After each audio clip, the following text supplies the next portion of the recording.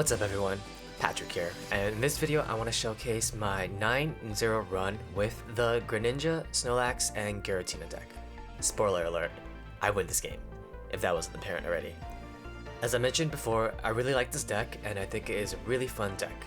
You can check out my other video where I go over the basic guidelines on how to play this deck, why I chose the cards that I did for my personal variation, and the deck list of the winner of the 1000 player tournament. For this video, I'll only be showcasing one game, so definitely check out my other video if you want to see more games on how to play this deck. I think this is a really great game to watch, but maybe that might be because I had my adrenaline pumping after barely fighting out the win condition for this game. But I do hope you enjoy it as much as I did playing it. Hopefully you can see how this deck can be flexible and versatile in its win conditions. So on to the match. This is a top 600 ranked game.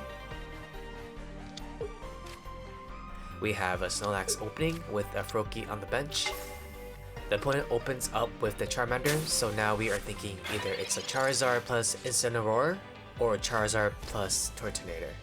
For our first draw, we get our Giratina, so we are in great shape.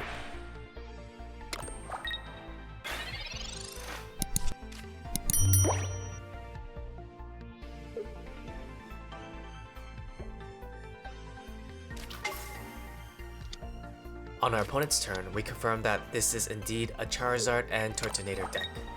The Tortonator variation of this deck is usually really strong if they open up with the Tortonator in their active spot, first turn Kiawe, so we might be okay as long as we get a berry in time, or if they don't rare candy their Charmander into Charizard on their second turn.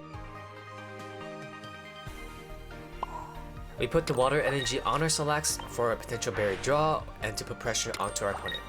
I go over the reasons why I do this in depth in my previous video that I mentioned.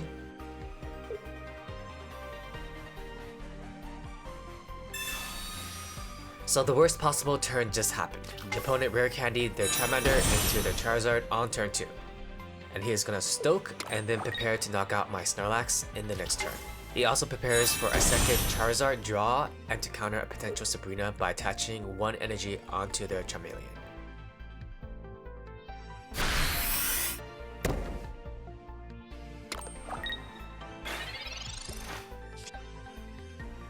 We couldn't draw the life-saving berry on our turn, so now we have to pivot. We are definitely not sending our Giratina out after Snorlax gets knocked out, so we prepare to send out our Frogadier. Our Giratina only has 150 HP and the Charizard can hit for 150 damage, which would immediately lose us the game.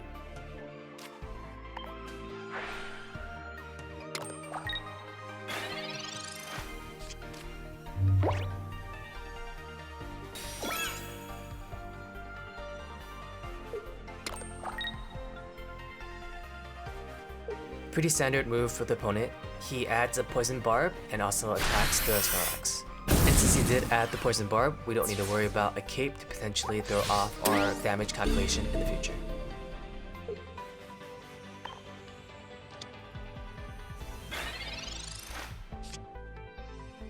We get a huge draw to complete our Greninja evolution.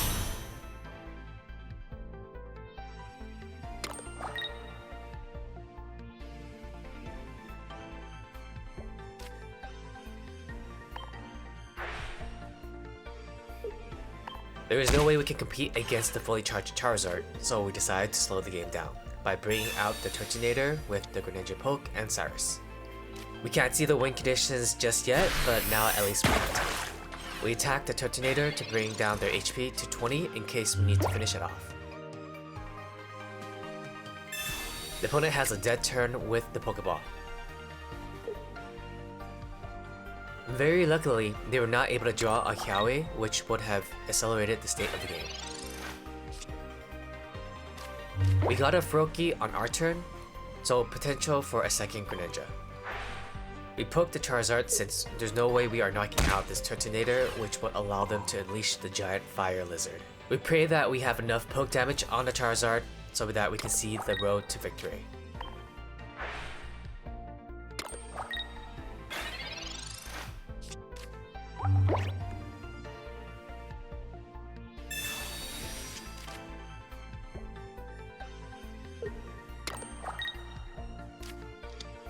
Not much improvement on their turn. They put down their second Turtonator to reduce the amount of cards in their hands.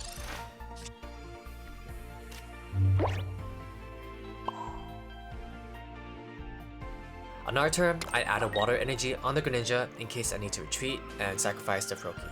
I take a long time thinking about how I'm gonna win this.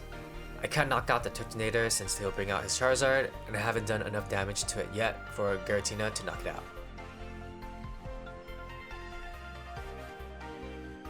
I ultimately decide that maybe I can chip it down to 120 HP the following turn for Giratina to knock it out. And I also can spare one attack from the Turtonator onto my Greninja. The Turtonator's retreat cost is 4 energies, for those who didn't know, so he cannot retreat this turn either. He will have to attack since the deck usually does not run X-Speed or Leaf. The worst possible turn that could have happened for us happened.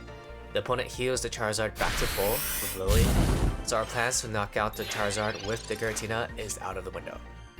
We get a Snorlax with a berry in our hands, so there is some potential use for it. We prep the Snorlax by adding a water energy. Over here, I take a long time thinking about my next steps. Do I continue poking down the Charizard as I retreat into my Snorlax, or do I do something else? I do the math. If I take the Charizard route, 3 turns will bring it down to Greninja's KO range assuming there's no more heals. 4 turns if I also need to knock out the Turtonator with the Greninja poke. My Pokemon can tank for maybe only 2 more turns, maybe 3 if I get my second Greninja or tank with my Giratina. However, it's risky considering that they may have a second Lily for heal. Instead, we opt to stall the game for more time. I bet he didn't think that we had 2 Cyruses.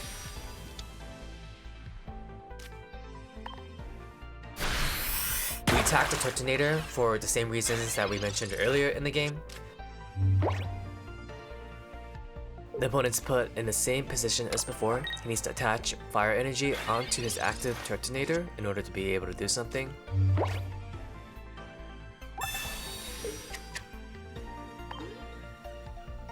We add the water energy on the Snorlax in case we need to use it to attack later on with Berry. We knock out the Turtonator on the bench to make sure that things are a bit more manageable for us. Either we knock out the Charizard for 2 points or 2 more non-EX Pokemons.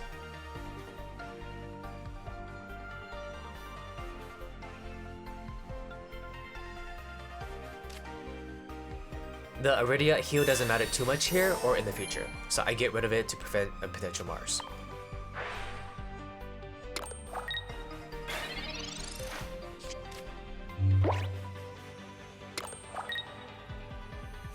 So dead turn for the opponent, except adding the second fire energy onto the Turtonator to attack.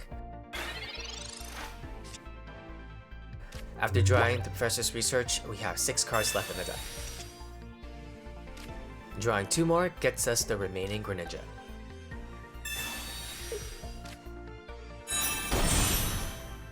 I knock out the Turtonator since we are ready to face the Charizard.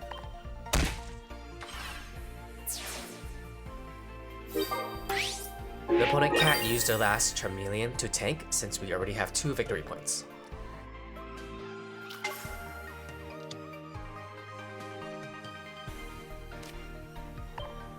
I do the math to see if we can knock out the Charizard after attack. 180 minus 20 for the second Greninja poke. 80 damage from the Greninja attack puts it at 80 HP. A potential Lily will heal them for 60 HP, which would put them back at 140 HP. They knock out my Greninja, I bring out my Giratina for 130 damage, plus 20 damage from the second Greninja poke to win the game. The math adds up, so we decide to attack.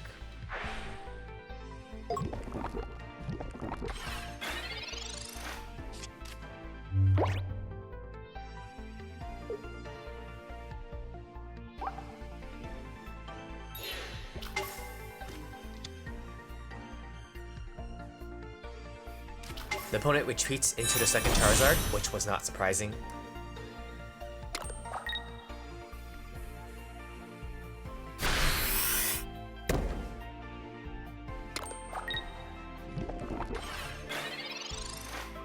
We have our Snorlax prepped and ready with Berry to go.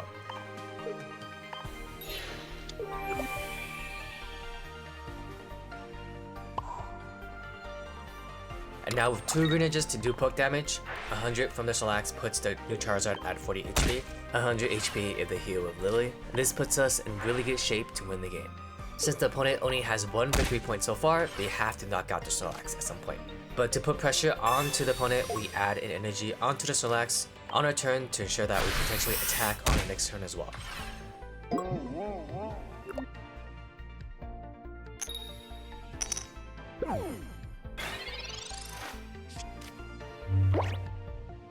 The opponent recognizes that he is outplayed and he concedes.